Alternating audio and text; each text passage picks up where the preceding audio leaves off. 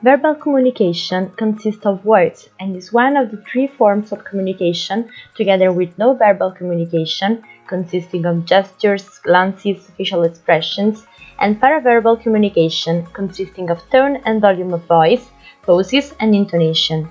Verbal communication is fundamental for an interpreter. In this profession, the choice of words is essential, since a word used in the wrong way can lead to misunderstandings, which can compromise the interpreter's career or, in the worst-case scenario, worsen relationships between individuals or cause damage to them.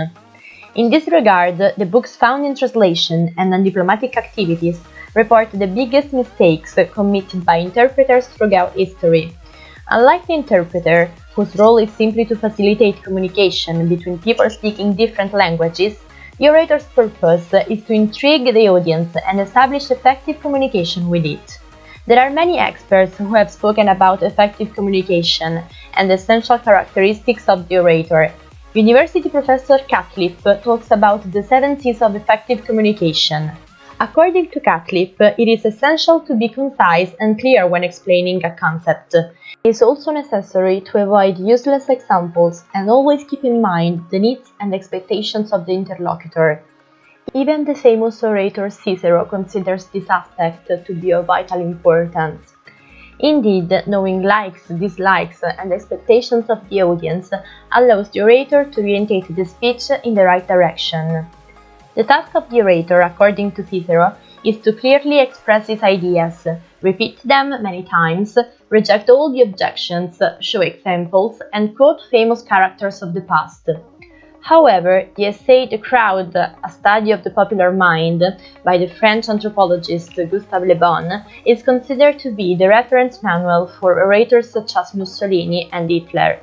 According to Le Bon, the crowd has a destructive power because it doesn't act according to reason but according to instincts. Moreover, in a crowd, ideas and feelings spread rapidly, so much so that Le Bon speaks of a real mental contagion. Le Bon believes that the mass containment is the task of the ruling class. A good leader must arouse the lowest instincts of the crowd, be repetitive, use a very simple vocabulary because the crowd is little inclined to reason, and state theories without providing evidence or demonstration. The leader must also use propaganda to impose himself as an earthly divinity, and be a spokesperson of the crowd's aspirations. Verbal communication has a power that is often underestimated.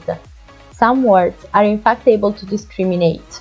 Sexism, for example, often starts right from the language.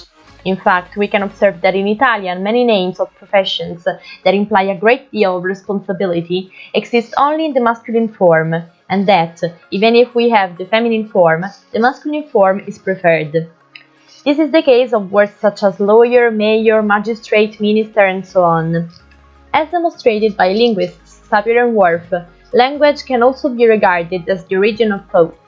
Sapir and Whorf argue that people speaking different languages also have different conceptions of reality. We talk about linguistic relativity. In 1984, George Orwell applies the theory of linguistic relativity to the novel. In Orwell's book, indeed, since some words such as freedom and democracy do not exist, neither do the concepts corresponding to them.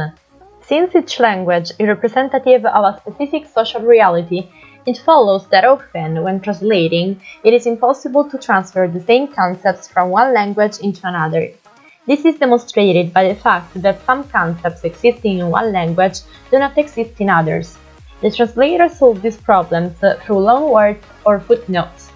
Finally, words have a significant influence on moods and emotions. In her book Essere felice è una parola, the language expert Luana Landolina explains the correct communication with oneself and with others.